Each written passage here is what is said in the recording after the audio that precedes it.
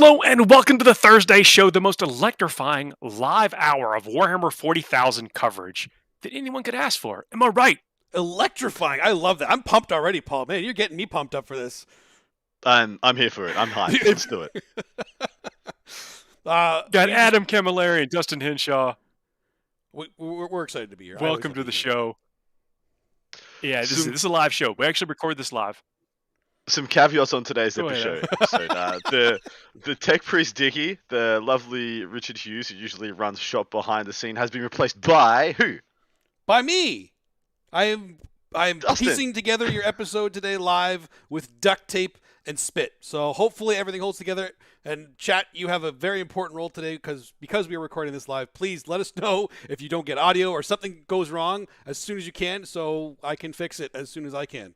Because we are truly operating without a net, but that's okay. We're going to bring you all of the coverage coming up over the weekend. Again, if this is your first time listening, this is your weekly tournament information show where we go over some of the biggest and best tournaments all around the world. We're going to tell you what you can see there. We're going to tell you, the factions represented there. We might even throw some tips in there about how to beat some of these lists if you're going. If you're in the chat live and you happen to be going to some of the events that we're going to, please feel free to throw in your list. Let us know what you would expect. Let us know if we got it right from last week.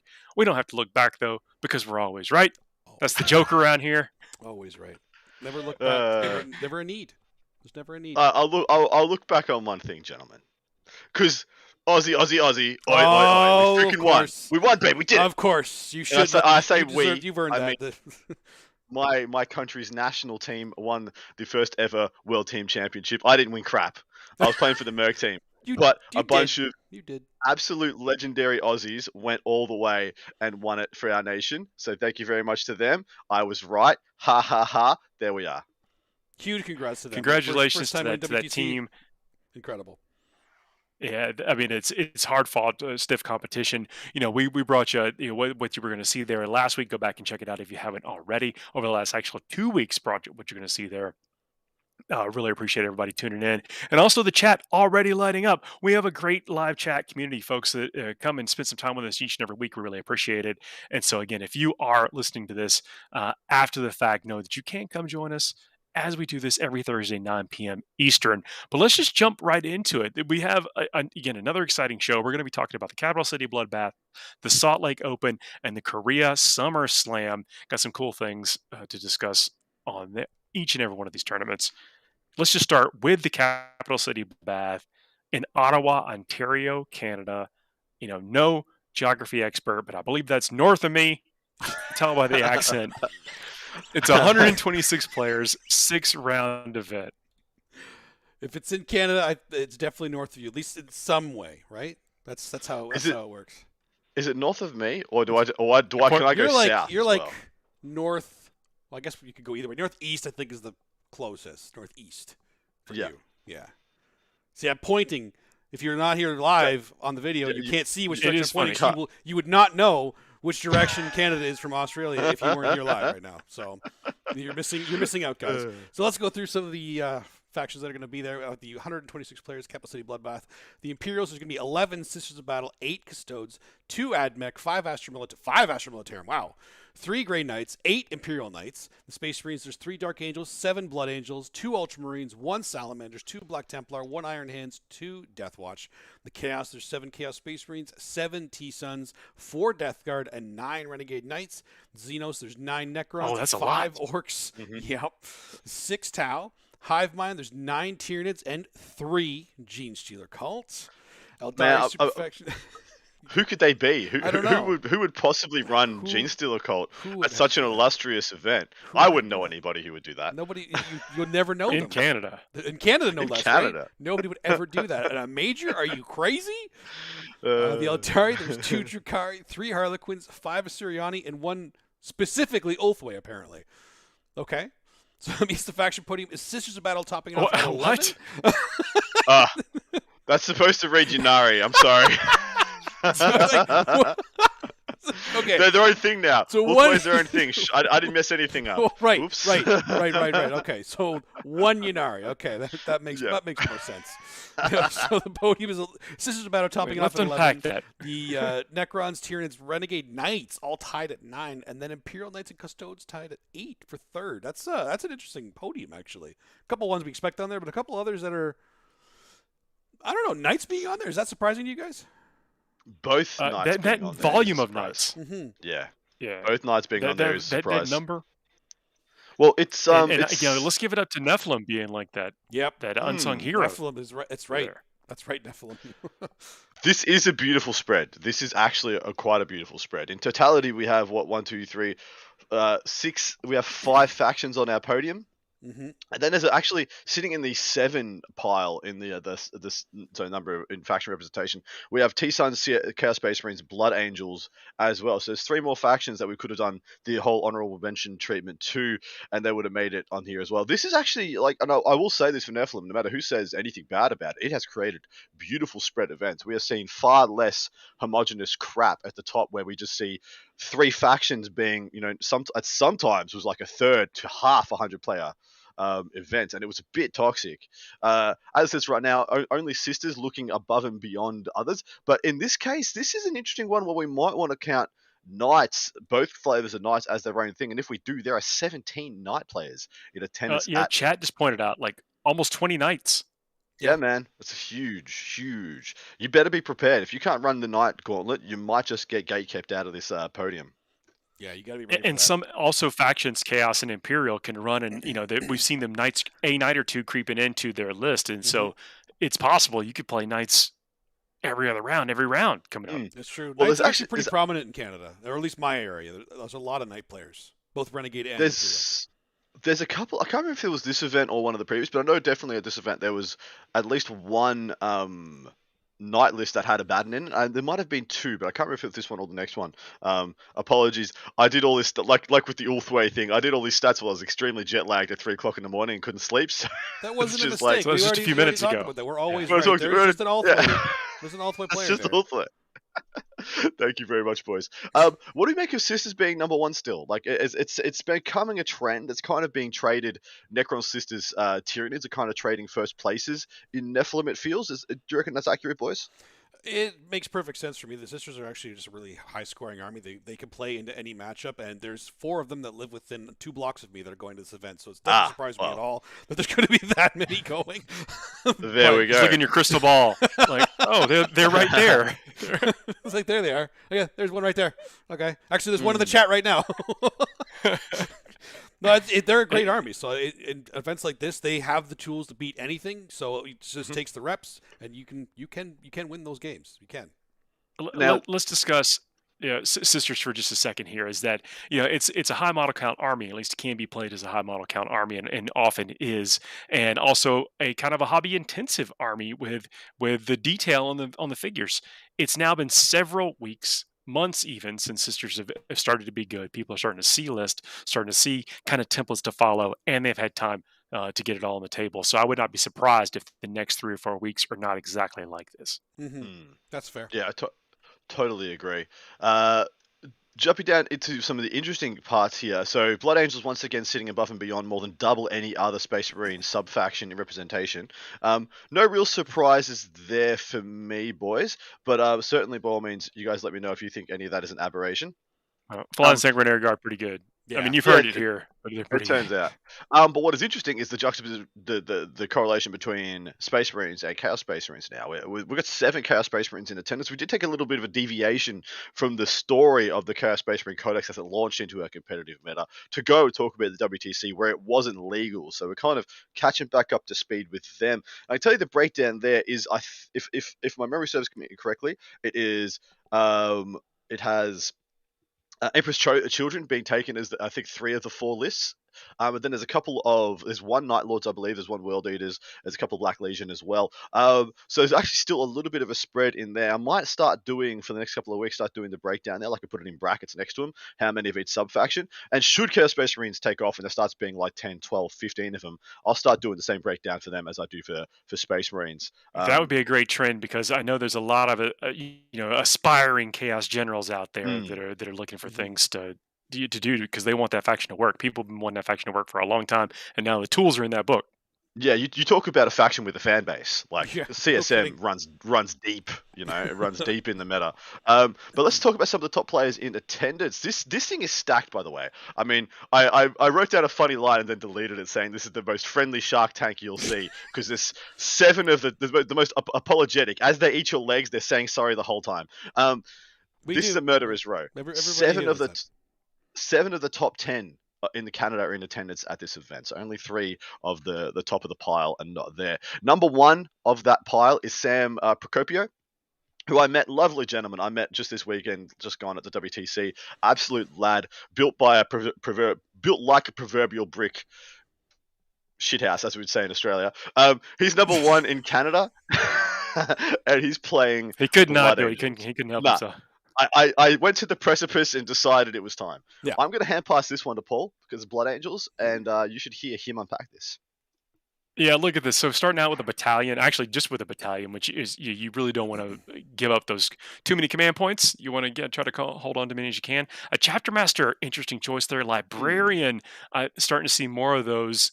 For things. I'm curious as to what Psychic Powers is chosen there, but most likely we're going with the Blood Angels and Unleash Rage to get some extra effectiveness in that turn 1. Sanguinary Priest. Can't leave home without it. You can put units in the Assault Doctrine. You could bring units back from the death. 2 units of Incursors, getting a little forward deployment. You want to put that cushion up there for your Sanguinary Guard, and the best way to do it is putting models there so your opponent can't be there without a fight. 5 Death Company, have to be jump packs. I'd have to assume there's some Thunderhammers in there. Yeah. 3 units to 7 Sanguinary Guard. Very, very, I say standard safe choice. That's the number you see, 7. 5 Scouts, interesting choice. 5 Assault Marines. See more of those, because those Assault Marines, you get the free melt-a-guns and the free melt-a-pistol. You can, and I don't know if that's the way that they've chosen to go with there, but you can get a lot of power out of that unit without sacrificing any the extra points it used to cost. 1 Land Speeder, 2 units, 3 Eliminate.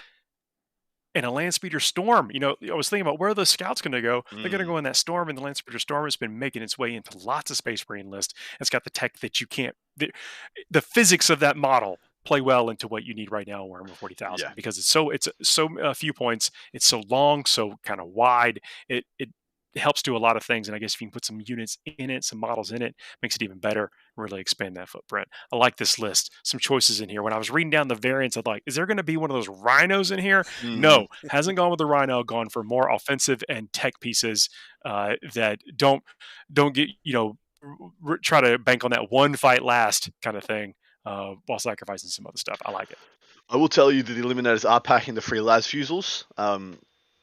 If my memory serves correctly, there is the 2-in-1, as in the Instigator Carbine for the move and shoot, the scoot Sergeant. And shoot on the Sarge, and then 2 free las fusils. So 2x3 Eliminators, I would not be surprised to see make a lot more lists. I think they're very handy for their points. Really? They're dynamic. They sling themselves around the table. What are they taking out? Well, so they're more harassment units. They're actually kind of good into things like, so there's a list coming up at the end of this pile where that's spamming out some Harlequin units. And I feel like they're amazing options into some Harlequin boats, Venoms, things of the like. Hell, I don't hate them into a lot of the trucks and Goliaths that get taken by some of the GSC options out there. You got to make sure you have those GSC answers in your list. Oh, yeah. Well, so the one I love them for the most is they're great at popping 1 to 2 single destroyers from Necron units. What you don't want to do is kill 3 destroyers at once. Oh, cool. I've only got 2 las fusils. Looks like I can't kill 3, So, because what happens is you kill 3 Scorpec destroyers, they res 1. When you kill 2, odds are on the math they don't get 1 back. So you only got 2 guns, bang, kill 1 to 2 each squad. Nice little bit of harassment. Tilts the math in your favor should they ever come in to charge on your big blocks of Sanguinary Guard. I do love the amount of, we'd call it trash around this Mm-hmm. body, this brick of Sangard, Death Company, and characters. You've just got so many little bits and pieces that are going to go harass and get you points. I think it's a very well crafted list, and it's going to score extremely well. Yeah, this is something Yeah. I play Sam. I know Sam. When I had the drop from the team this year, unfortunately, I insisted that Sam was the one that replaced me, and it was unanimous that he did because he is a monster. He went undefeated, man. He's a juggernaut. An absolute Yeah. monster. Yeah. I know a lot of people looking at this list and kind of raising their eyebrow at a few things. Do not underestimate this man. He will literally body slam you. Literally. The one single, so the Land Speeder Storm and the Scouts make all the sense in the world. The only piece here that I scratch my head at that I'm sure he's got a plan for, I'm not seeing, is the single Land Speeder. It's got a multi-melter on it. Mm-hmm. I just don't know why. That's it. I just haven't seen why yet. That's the same thing. When you can replicate both of those things, basically this formation can be spread out over the course of the whole table. You could have two almost equal sides and not have a weak side. You have the expected capabilities on both sides. Maybe that plays into it, building in a little bit of predictability into each and every round of your game, saving on some of those mental brain power. Well, it gives you an option to. So a lot of people are struggling to play engage now with the new changes to being 6 inches from the table half, from like the crosshair. You have to be 6 inches in. But vehicles auto score you engage, and then you only need 3 models in the unit to do it as well. So eliminators become an option for that. In addition, your land speeders are an option now as well. So you can just yeet them up first turn, grab a couple of turns of 3 on engage, and then replace them with Sangard later in the game, or Death Company, or in curses for that. So maybe he's just being like, hey, I always want to be able to play engage and or behind enemy lines. These are 2 good options for that, and off we are to the races. Next, I've mired us into Blood Angel talk. Yeah, so you have. We're getting out. All right. Next up is Frécois Lalonde. Oh no! Pretty sure that's Francois. Francois. I'm bad. Oh, Adam. Oh. Well, whatever. It could be French. Could be South French. American. I don't even know. The Quebecois. You got it. All right. Hand pass. Dustin, take it over. I don't want to because the first thing on this list is a Walkerin. Why? I just set you up for this, buddy. Welcome to the show. Hey. It's a tyrant. A hive. For those at home who weren't here last week, Dusty had a little bit of a tirade against me calling a shard gullet hive tyrant a Walkerin, because there is a flyer, there's a Walkerin. And in this one, I said, haha, take that, Dusty, in brackets next to the Walkerin. And now I'm making him read it out. It's a beautiful day.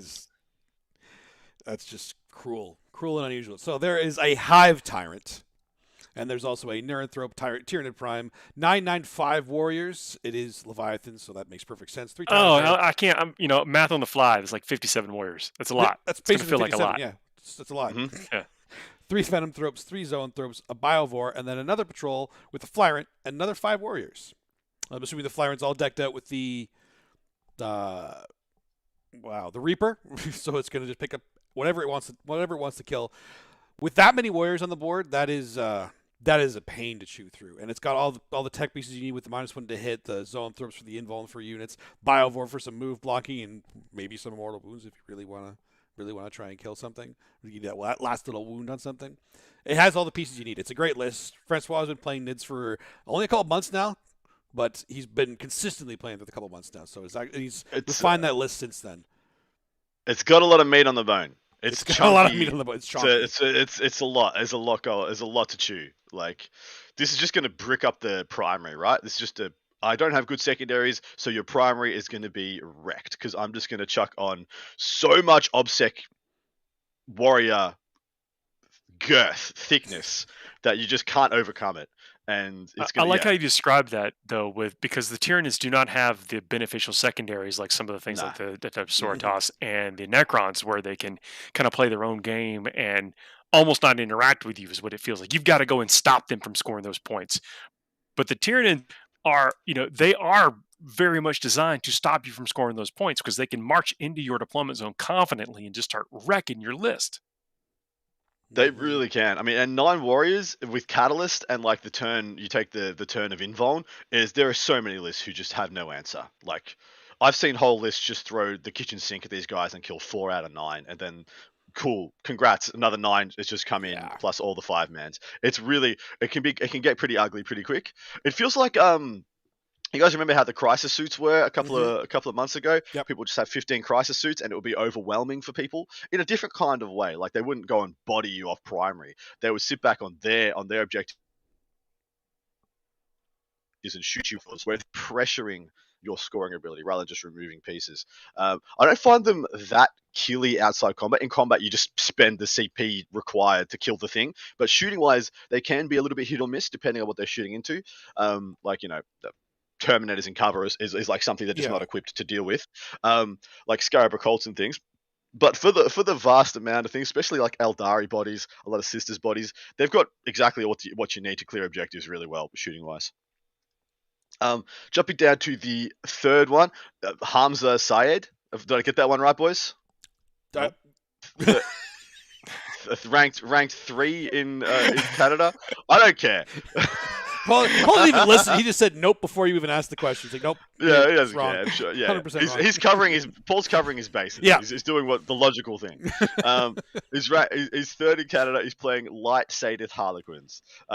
He's got a battalion. He's got a Shadow Seer, 2 Troop Masters. Usually I see that the other way around: one Troop Master, 2 Shadow Seers. But here we are. I don't think there's really a wrong choice there.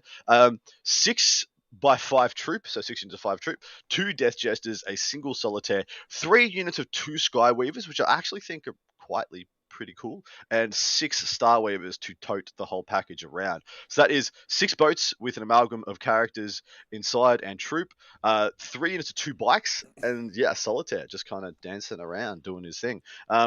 I do like this package quite a bit. It is 6 characters with 6 troop with 6 boats, so it's going to be quite neat and tidy on the deployment side of things. It's very quick, very dynamic, and will absolutely slit your throat if given half the chance. I think this is a cool list. It's going to score really well. I worry about it versus some of the fact that we have 17 knight lists is pretty. I'm just going to say it.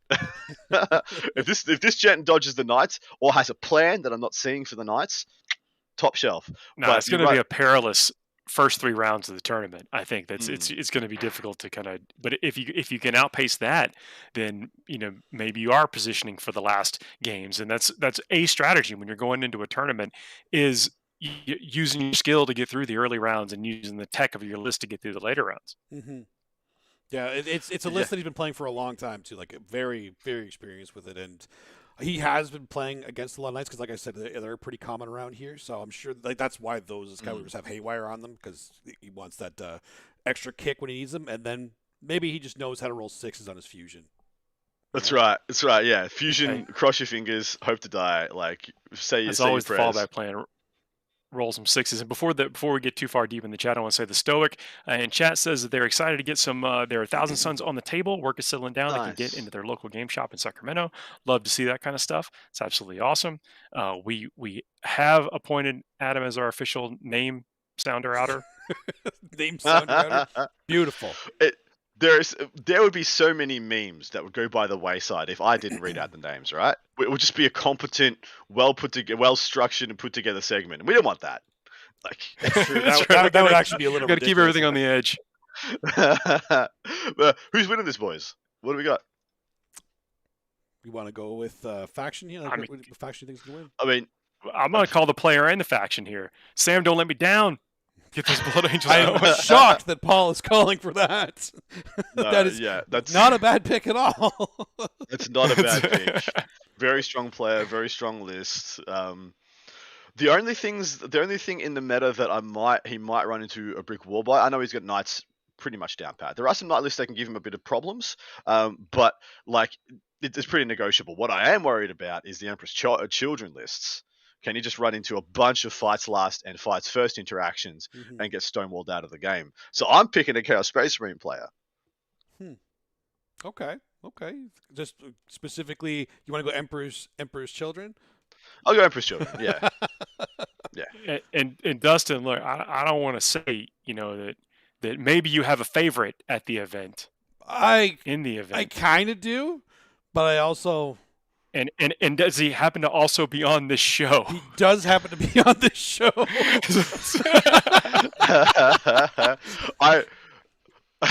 It was unknown for a little while if I was actually going to be able to make it, but I am going to this event, and I am bringing my Gene Stealer cult. And I do have two brothers with me running Gene Stealer cult as well. I was legitimately. So you're all playing for the same one. I was legitimately going to put your list in under a pseudonym like Bustin Denshaw or something, and just read it out with a straight face and just see where we went with that. But I thought it was a bit too cringe. Nah, I think it would have been funny, but it's okay. That's okay. We're here now, and yes, I'm going to say GSC. Good stuff. No reason. Bring it home, Dustin. Best of luck. And also, Ken Hammer in the chat letting us know that there are tons of nights in the area. So I mean, it's a very real thing. I mean, we see the players there, but if they have been playing for a long time, they're obviously pretty comfortable with those things. And I think we're seeing nights do better and better as people start to kind of crack the code on what the actual list needs to be, and maybe it's there. It's true. There's some amazing coverage of this event this weekend. Yeah, where can people find it? What can people learn? Where can we go? What can we tell them about it? There it is, the Warhammer 40K live stream event there, the Capital City Bloodbath, Canada's largest tournament. It is www.twitch.tv T Sports Network that's going to be covering it there, or YouTube.com, and that is Frontline Gaming Network's going to be covering it too. So both some of the producers, Val's going to be there to help cover it. Dicky's going to be there, so we're gonna have some good coverage there to help out. It's going to have a great crew. It's going to have a great crew. So you something you guys can y'all follow tune along in. with. You come back and tell us if we were right or wrong next week. Mm-hmm. Jump into the next event, the Salt Lake Open in Salt Lake City, Utah. 98 players, 9-round event. They're going to be playing a lot of 40K. That's a lot. That's a lot of rounds. 40K. It's a huge amount of rounds. Wow. All right, so we are going to be seeing What are we seeing there? Yeah. The Imperium, there's 4 Sisters Battle, 4 Custodes, 2 AdMech, 4 Astra Militarum. There's a lot of Astra Militarum around this weekend. 2 Grey Knights, 6 Imperial Knights. Space Marines, there's 5 Dark Angels, 2 Space Wolves, 4 Blood Angels, 2 Ultramarines, 2 Black Templar, 1 Iron Hands, and 1 Death Watch. The Chaos, there's 9 Chaos Space Marines, there's 2 T-Sens, there's 3 Death Guard, and 4 Renegade Knights. Xenos, there's 6 Necrons, 5 Orcs, and 8 Tau. Hive Mind, there's 8 Tyranids and a Gene Stealer cult player. Eldari, there's 1 Drukhari, 4 Harlequins, 5 Assyriani, and 3 Ynnari, and that means the faction podium is going to be Chaos Space Marines, topping it off with 9. Yeah, boy. Then Tau, tied with Tyranids at 8, and then Imperial Knights and Necrons in third with 6. Another nice spread. This is our first podium flip, right? Yeah, it is. The first Chaos Space Marines rising to the top, getting the gold, first time in 2022. Not going to be the last. I'm absolutely here for it. I think it's freaking awesome that we're seeing some resurgence of some really dead in the water factions just coming into a bit of prominence. This one is actually a beautiful spread once again. So many factions having 4 in representation: Sisters, Custodes, Guard, Blood Angels. There's just so many factions with 4 or 5. Orcs sitting with 5 as well. There's a lot here. I'm really happy with the spread that we're seeing out of Nephilim. 100 players and nothing over 10, nothing even hitting 10. So no 10% factions. Really, really, really happy with that. Top players in attendance. Marshall Peterson has been absolutely freaking dominating everywhere he's gone. Unbeatable in the region.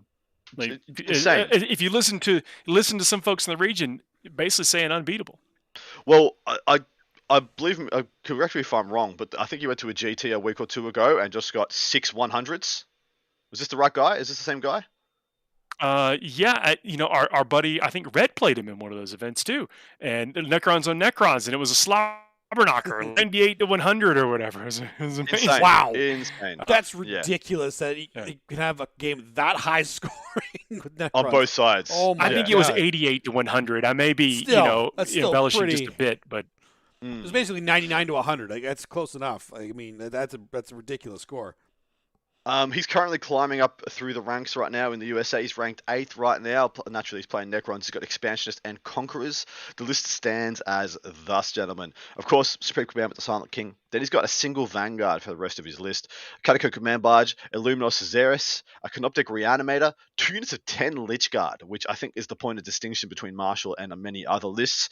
6 3 Scorpec Destroyers, 3 single Plasma Sites to buff them all up. 1 unit of 4 Scab Crabs, 6 Ophidian Destroyers, and 1 single Locust Heavy Destroyer. This is very much a melee-based list. I think the Lich Guard offer a lot to this one, giving you the grinding potential, because a lot of the time the Scorpec Destroyers just go in and you'll set up a trade, unless they're going in accompanied by the Silent King to get some fights last, so avoiding interrupts. Luminos Caesaris getting us some pretty key buffs.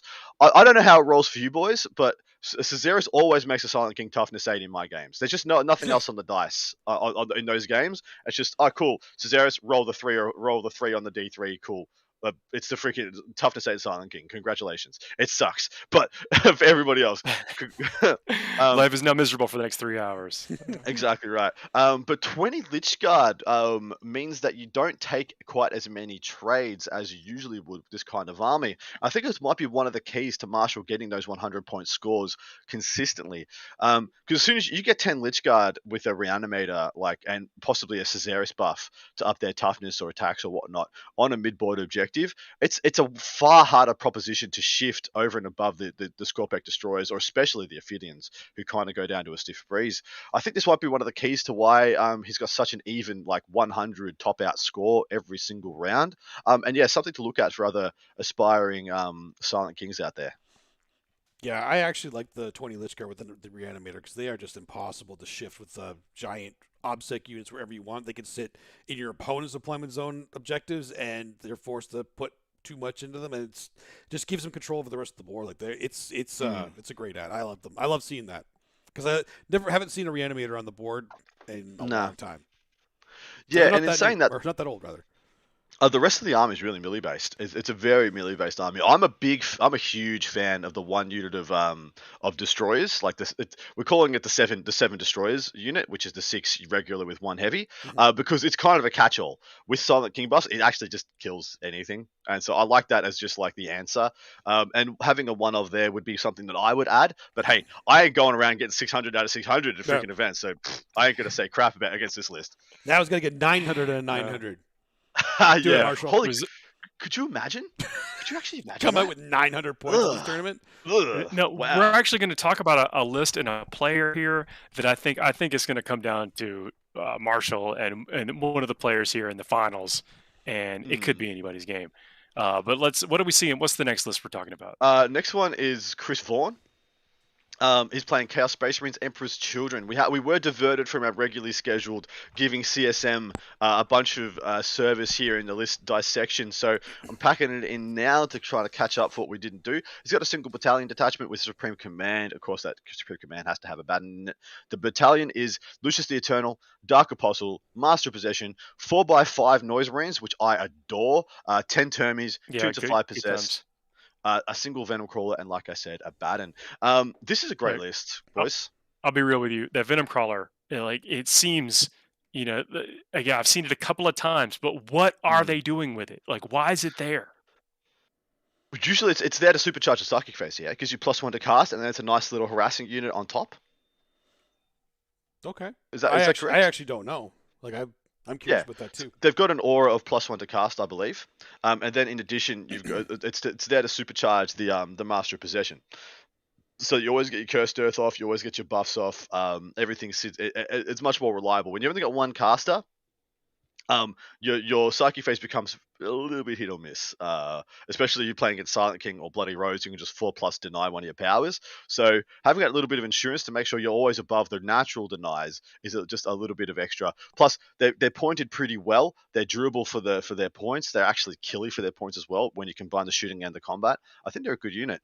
I like the fact that this has the 1 big brick and that's it. Everything else is MSU. I think I love that aspect of this. I do expect to see 10 Termies as being a ubiquitous choice above just about every CSM archetype. But around that, I love the MSU feel of this. What do you guys make of it?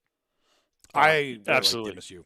Yeah, the MSU Chaos is just aside from the Terminator brick, everything else in the Chaos is as great as MSU. But I think that Terminator brick is basically an auto include. I've seen lists without it, and even the players that have played it, unless you are just so comfortable with all your trading with the Chaos, because you can do that. Is that Terminator brick it's like the Lich Guard in that sense. It's just your brick that you can put in the middle of the board or wherever you need to just hold the objective, and even if they do die, it will take an entire army to do it. Yeah. Yeah, exactly right. They're one of the things that you can go in and just scrap with those 9 packs of warriors and stuff in the middle, and not have too many concerns you're going to lose. Like, you will win that eventually, especially as soon as the Batten gets in there, it's over, right? So there is that. But yeah, this is a really good list. Nurgle Matthew, great to see you in the chat. Also pointed out we had some Raiders join us. Thank you very much for that. Taturus84 did agree that it's the +1 to cast on the Venom Crawler. I think the Venom Crawler actually kind of makes a decent companion for Abaddon too. Since Abaddon's got that wound gating, you might need a little bit of distraction. Yeah, one turn of relief as well. Whole game. Exactly right. One turn of relief. They're setting up for their big turn. Batten has to get exposed. Just run a Venom Crawler in front. Couple of shots. Maybe it tilts the shooting phase gating. It could be a big deal. Maybe the psychic phase gating kind of thing. And it's one of those. It's you give him 1 or 2 more wounds, and he's infinitely more better than it was before. I think for that. Exactly. So, we'll see. Exactly right. I think that's well explained as well. Last up, we have Richard Killtank Kilton. Old man of the sea, legit 40k legend. He's playing Death Skull Orcs, and he's got a Chad Brigade, boys. He's got a brigade of Death Skulls. Just everybody, just admire the majesty before you. There is a lot of stuff in this list. Let me break it down. He's got 3 knobs on Smasher Squigs. So that's 3. They're singles. That's not a unit of 3. That's 3 single ones. They're the little annoying bastards that go and do a bunch of mortal wounds on the charge. They're really good. He's got a Beast Boss on Squigosaur, a Pain Boss, and a Weird Boy. 3 into 10 Beast Snaggers, 2 into 10 Boys, 4 units of 10 Gretchen. So a total of 9 troops choices there. 5 Commandos, 2 small 3-man units of Mega Knobs, 3x3 Squighog Boys, 2x4 Storm Boys, a Battle Wagon, 2 single mech guns, and a truck. That is a lot, is the word. What do you boys make of it? This is the player I was talking about. I think Richard has been basically a long-time orc player, knows everything about them, intimately familiar with all sides, all conditions, everything. I think the finals are going to come down to Richard, Marshall, and could even be Richard that takes it. Wow, dude! If he goes first and bodies up.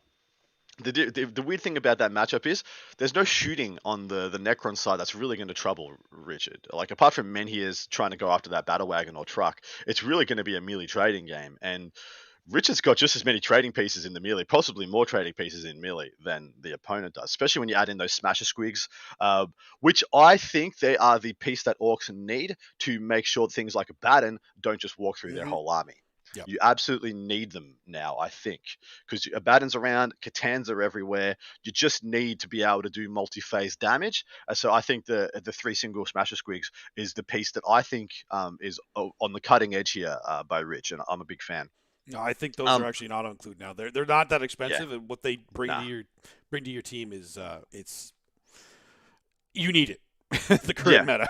It's 100% needed. I love this list. To my mind, this has got a few too many points in troops. I'd rather see a bit bigger on the Mega Knobs. Like, I'd rather see 2x5 Mega Knobs, maybe cut 1 unit of Gretchen, 1 unit of Beast Snaggers, or something like that. Just because it seems like if there's any points to be taken out to go for more chunk, it would be from the troop slot.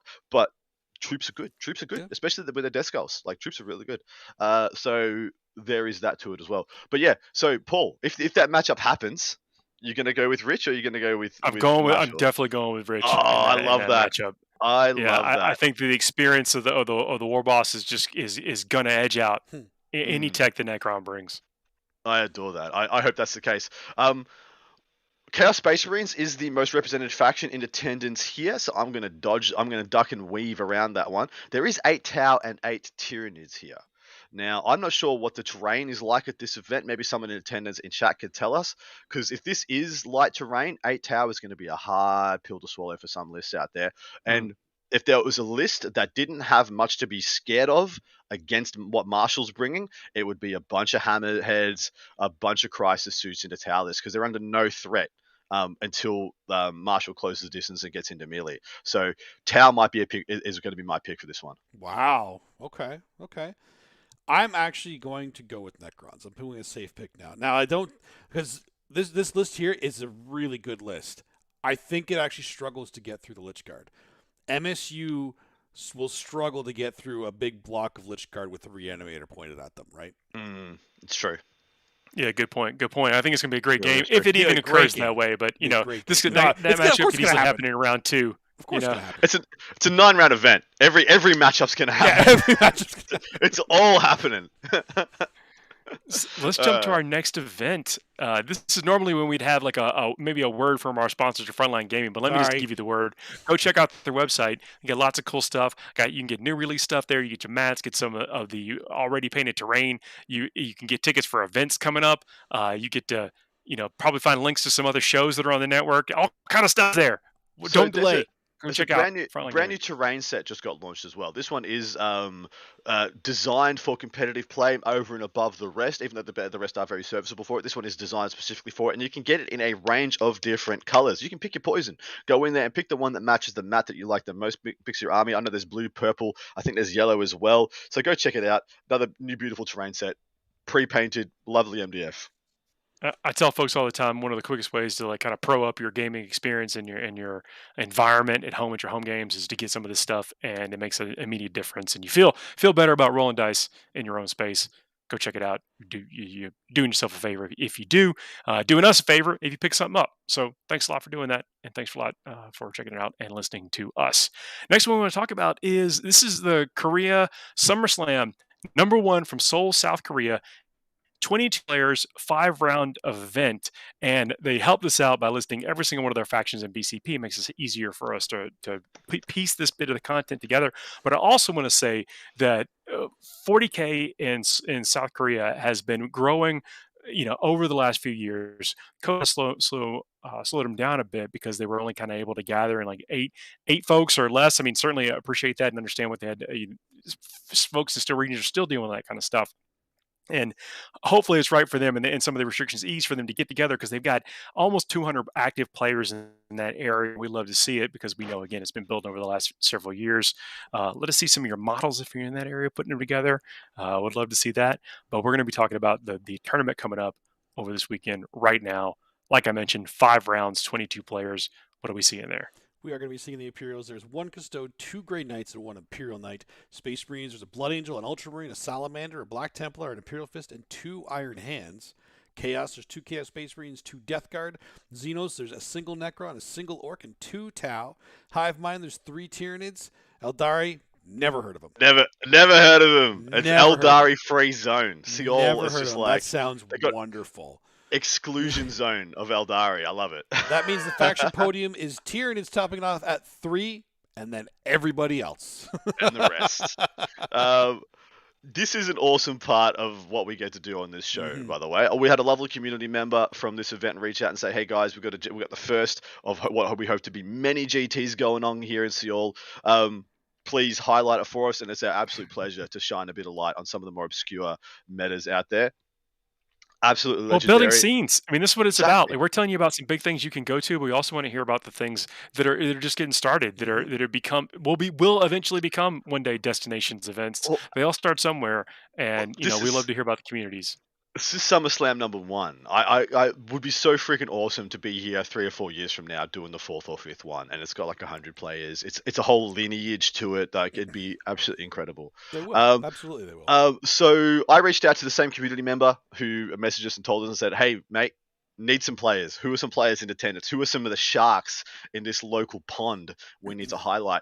And he gave me a couple of names. First up is Demetrius Palmer, playing Tau Empire. It's Tau Sept. It's got a patrol and a supreme command, which of course has to be Shadow Sun. Call Star Commander, Long Strike, 2x10 Crute, 2 units of 4 Crute Hounds. Sorry, brain not working. 2 units of 5 Crisis Suits, another single Hammerhead, 2 Sun Sharks, and like I said, Shadow Sun. So if you thought that just because it's a remote meta isolated that the lists weren't going to absolutely kick your teeth in, 100% incorrect. This is savage. This is savage as hell. And the same can be said for the rest of the lists at this event. I had a decent look at them, and this place is no joke. This place is legit. What do we think of this? Sunshark Bombers, we've seen more and more of those as we read out lists for the last couple of weeks. Mm-hmm. Who knew? These top players knew. Yeah, so the only thing I'll say about the Sunshark Bomber, the damage output is legit. The defense is not that great. It's only toughness 6 with a 4+ armor. It goes down pretty heavy, but if you get 2 turns out of it, you're a happy lad. The damage output is, like I said, significant. It's got the bombs. It's got a nice missile pod, and it's got is it 12 shots at strength 8 -2 damage. It's actually really quite a nice profile. It's funny though, because if you look at the meta right now, aside from maybe Knights, shooting isn't nearly as prominent as it used to be. Tau aren't as prominent as they used to be. The Knights are the only thing that are really coming out swinging with shooting. On the shooting front. Yeah, I mean, we got you. You know what I'm saying.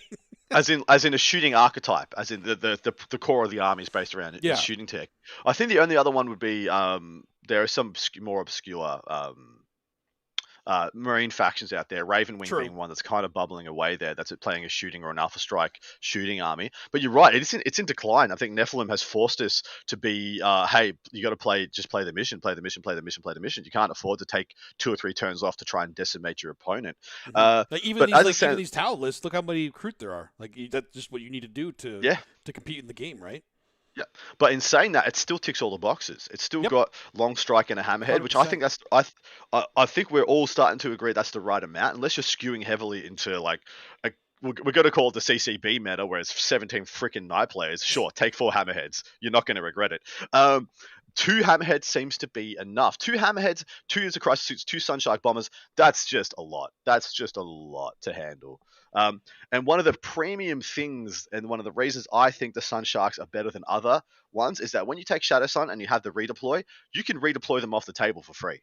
So turn 1, you're going second against a freaking Tyrannus Crusader who's going to kill both of them. You're like, roll D3, roll 2. Both Sunsharks are now starting in strategic reserve.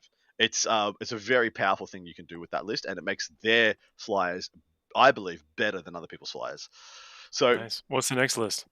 Sung Hun Lee, playing Tyranids, High Fleet Leviathan, single battalion. It's got a Warkrent. It's got a Neurothrope. Just watching. I'm just gonna watch Dustin Twitch. I switched over to the other screen just to see his reaction. There it is, deadpan. Love it. He's got a Neurothrope. 5 6/6/6 warriors, the number of the beast. Single Maleceptor, 3 Zoanthropes, 2 single Biovores, and 2 Harpies as well. Another list taking 2 flyers. This has got a bit more of an, we'd call in old fantasy terms, or old 5th or 6th edition 40k terms, we'd call this MMU, multiple medium units, as spamming out medium-sized units rather than MSU. So it's got all the 6-mans and a single 5-man warriors, and then the Maleceptor making a resurgence. Dustin, how do you feel about that one? I always like the Maleceptor. I think it got really expensive, but I think it still has a place in the meta right now. It's durable. It still does a lot of especially damage. For one of them. Especially for one of them, yeah, exactly. It just adds more punch to the list. That's out of line of sight too, by the way, with his power, which is a big deal with all the terrain that's around here. So it's something that can hold an objective or just be on the other side of the wall and kill stuff on the other side of it safely with mortal wounds that not everything has the protection against, right? It's a lot more rare than that. There's a lot of invulns around. There's a lot of 2-up saves. Not a lot of 5-up to mortals, though. At least not as much as there used to be. Yeah, you're absolutely right. I think this is a very strong list. It's got in my mind, I'd like a bit more crap in my list, like I think we're talking about with Sam's list in the first event. But this looks very refined. This is very tuned to the player. So Mr. Lee probably knows exactly what he's up to. Last one, we've got one more. Yeah, we have one more list to read out, and then we're going to do it like our palate cleanser we do every week. If you're new here, we call it the Flagrant Rapido, where we run down a list of topics. We'll get to that in just one second, but we're going to run through this list and then call a winner for this event. And I also want to point out that Benny's in it, who says the TO of this event. And it is incredibly competitive. So, good to hear. Yeah, it's crazy to think it's such a competitive cutthroat environment, and the lists very much reflect that. Next up, we have Alex Matheson. He's playing Custodes, Empress Chosen, once again, single battalion detachment. Inquisitor Kodiaz, old Coates McGoats, making his resurgence triumphantly back into the meta. I think he's absolutely awesome. He's got a Shield Captain of Dawn Eagle jet bike, Trajan Valoris, a single unit of 3 Custodia Guard, 2 units of 3 Sagittarum, 3 Venerable Contemptors. Now, we're starting to see these pop up quite a lot more because of the points increase to the Forge World.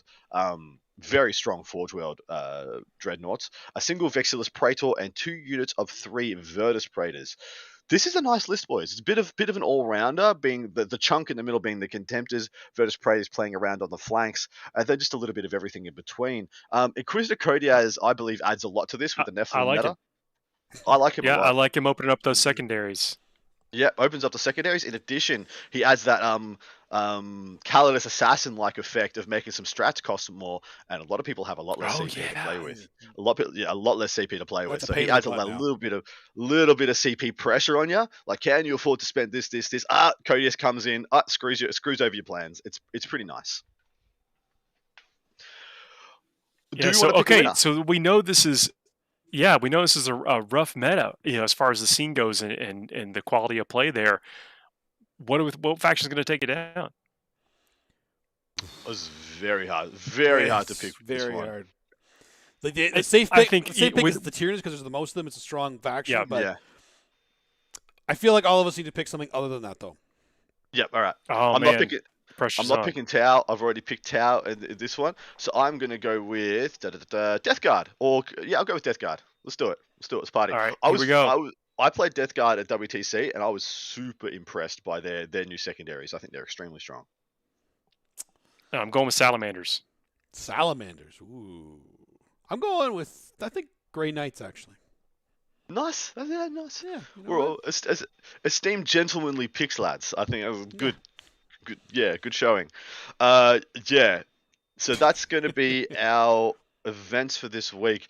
Really excited to see what turns up. I'm going to be tuning into the CCB coverage as much as possible. I'm still jet lagged out of my mind, and I'm waking up at like 2:30 in the morning every morning, so I'll be tuning into some coverage.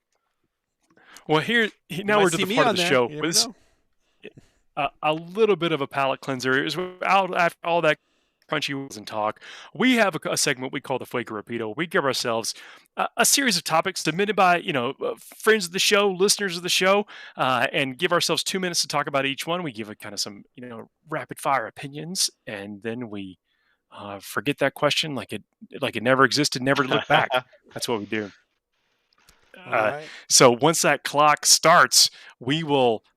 I guess Dustin, you do the honors reading the question or the topic. All right. And then we give ourselves 2 minutes to answer. All right. The first one is, what's the best non-40K team sport? I mean, football. Come on. Australia. I figured you'd say that. Yeah, Australia rules football. Australia rules football? Come on. Australian rules football. It's called AFL. It's the best game in the world, apart from 40K. Really think football's the best team sport? Okay, I mean, I guess. Okay, well, it sounds like you got an answer. Come on, lay it on us. I'm Canadian. Hockey, obviously. There's no competition. Is there? So there's no Why is it? Hey, look, I guess there you go. We solved that one. Well, I'm sorry, I don't want to steal your line, Dustin. That was good. You can't steal my line. I'm sorry, I did an infringement. Infringement. How long does a game of ice hockey last? I've never actually sat and watched a whole game. Depends. Technically, it's just 3 periods of 20 minutes with 10 minutes in between, maybe 20 minutes. So it's usually around 3 hours. Usually. Do you actually go to games, Dustin? Oh yeah, absolutely. Sick. All right. Well, I'm gonna come visit next time in the States. You can take me to a game. I enjoy. Okay. Well, that'd be hard to go to a States game from Canada, but we could. No, I'll come to you. I'll come to Canada. Yeah, absolutely. I'll take you to the game for sure. We used to have a hockey team here in Atlanta. We've had 2 hockey teams here in Atlanta, and they have both left. For greener pastures, colder pastures. I don't know. The Thrashers and the Knights. I think the Thrashers are up in Canada now. Thrashers. Fair. I don't follow another football. team. I have no idea. I know. No, this is hockey. This is hockey. I don't even know them. I actually don't know them. Yeah. There you go. Well, football, I know the Toronto Argonauts. Is that a team? All right. I don't know. Maybe. I don't know. Moving on. Moving on to the next one. Best board or card game that takes less than 30 minutes. Cards Against Humanity. Does it take less than 30 minutes? I guess it depends on your group. Yeah, what do you play to 6 in Cards Against Humanity? Yeah. It can take less than half an hour. Usually it depends how inebriated and... yeah. I'm going to go with... so, best card or board game that takes less than 30 minutes. I guess maybe they're asking for a non... Warhammer thing because I would guess. Underworlds, is a great game that does take, I think, about 30 minutes to play. That's true. Because you only play 4 rounds, it's super quick. But I'm gonna go with King Domino. King Domino is a great game, and almost anybody can play it. King Domino. What is that? Explain. So okay, if you remember how dominoes works, Yeah. where you have things or whatever. But yeah, you bring out a series of tiles. You're trying to make a plot of land around your castle. Each one is trying to make a plot of land around their castle, and you get points for how you stack up your tiles around each other, and multipliers around how many crowns or whatever. So there's like a strategy piece of taking tiles out of the middle of the board to build your castle, and then the order in which you choose a tile to take changes each round of the game. So you're playing 4 players. The order in which players pick is different, but then you just build your thing up, add the points up, and game's over. That was way more complicated than I thought. Yeah, me too. A game with domino in the title was going to be. That sounds pretty cool, though. That sounds actually pretty cool. Okay. You're building your domino castle around your kingdom around your castle. It's King Domino. It's like Game of the Year from Germany, I think 2017 or something. Oh, that's interesting. Cool. Do you have one, Adam? Which one? Best board card you would take? Because you said Cards Against Humanity, right? Yeah, I did. Yeah. Do you know what it's not? Monopoly. Of course, it's not Monopoly. You can't play that in less than 30. That's impossible unless you just. It's not 30 minutes. And it's not the best anything. Real. It's not the best anything. Fuego. See, I had to do that because Dicky wasn't here. All right, next up, best board or card game to play with a group. It's not Monopoly, I tell you that. Right, it's still not Monopoly. This game is long out of print, but it is a game called Kung Fu Fighting. That sounds awesome. What's that saying? It is absolutely awesome. You draw cards, and you have to basically perform old school kung fu moves on anyone on the table. You can just attack anyone you want. There's no order. There's no nothing or whatever. You can just beat up on everybody. You play an attack, and then you play modifiers on those attacks. So you can have spinning, flipping, running up the wall, flying, punch, and then your opponent has to have a way to mitigate that, or they just eat the damage. I am 100% looking this game up because now I need to play it. This sounds amazing. Yeah. You can teach the game in 2 minutes. I just taught it to you. Oh, we know how to play now. We're pros. Yeah. I'm going to pick Magic the Gathering Commander. I actually really, really enjoy that. Commander is a lot of fun. With groups, like I've got 3 brothers, so there's 4 of us. It's perfect. It's something we can pick up and put down. The decks never change. We just dust them off, pull them out for like an afternoon, like once or twice a year. It's always a good time. What colors do you play, Adam? A lot of Mardu. So red, white, black. You're weird. I know that. Interesting. Takedo is another great game. It's something you can teach. See, really what it comes down to, the best board game to play with a group is how well you've mastered the teach. That's what it is. Because typically most people in the group have not played whatever game that you want to play. So you've got to be able to be like, this is how you do it. And then the fun starts. Wow. For me, it is 100% Boss Monster. I love that game. Yeah. Okay. I love that game. And I just picked up an expansion a couple days ago that I didn't already own. That I was really excited to find it exists. So I'm excited to play that again. I love that game. But nice. MTG Commander is a very, very close second. All right. Fuego. Is it possible to play Monopoly and be civil by game's end? By game's end, sure, but there will be some conflict resolution that occurs at some point throughout the middle. Really? You think that actually that's a regular thing? You will be able to actually have a conflict resolution? A very mature, sensible team, maybe. You're telling me that out of the 5, 7, 20 hours you're playing this stupid game, nobody flips the table at any point. Be civil by game's end. Yes, that's the by game's end. By the end of the game, does game end when you flip the board? Doesn't that kind of end the game? It can be a shit show from start until just before the end, and then somebody wins and everything's okay. No, Monopoly is the game of conflict. Is the game of damage. Surprisingly, Scrabble as well. Really? A lot of issues in my household. Yeah. Well, you've heard me pronounce crap. Where do you think I learned how to mispronounce things? That makes sense. See, we're learning. We're learning more about Adam now. Adam and his history.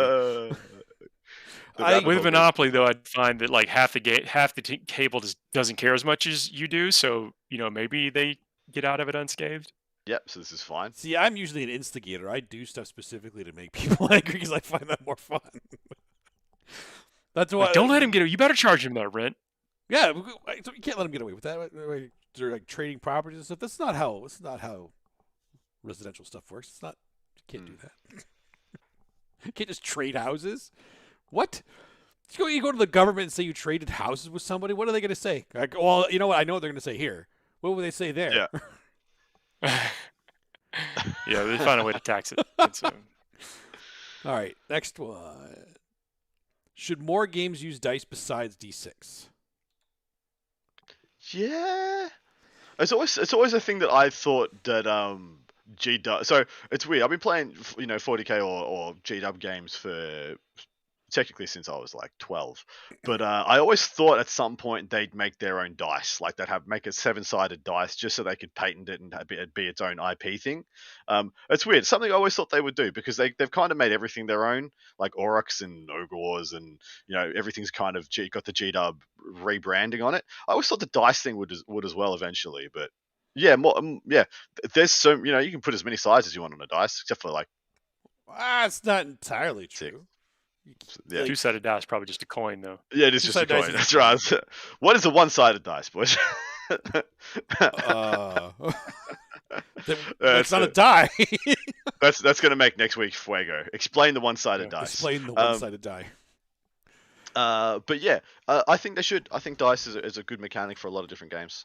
See, for me, I love the D6 system. I actually really, for war games, it makes it very simple. But when you get to like an RPG game, because I've like designed and created a bunch of those too, and I've tried to make them with just a D6 system. There's a couple out there with D10s, like Vampire.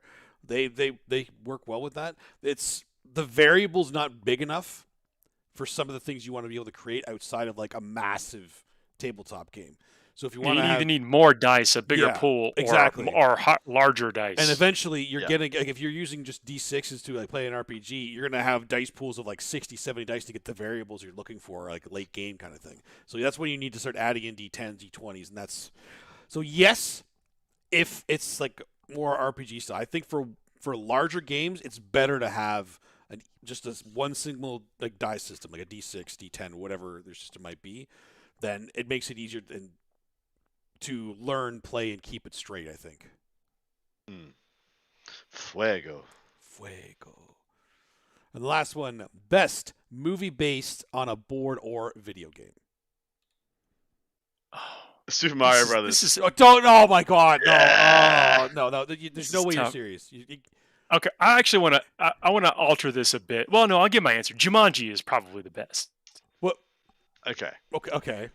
I have two answers. The first one, obviously, I just took the piss. The second one is the original Mortal Kombat movie. Because it has the best intro of all time. I was kind of leaning towards that. It really does. Yeah. Okay, I was going to change. What I was going to kind of alter the question is, like, can you actually name 3 good video game movies? Yes. Good? No. Yes. Okay, Dustin. I can. Okay. Mortal Kombat's one of them. I actually enjoyed Mortal Kombat. The first one. Yeah. No, Mortal Kombat's the one, right? Yeah, that is. Yeah. Well, if you ever watched the Mortal Kombat Conquest series, that series was dope.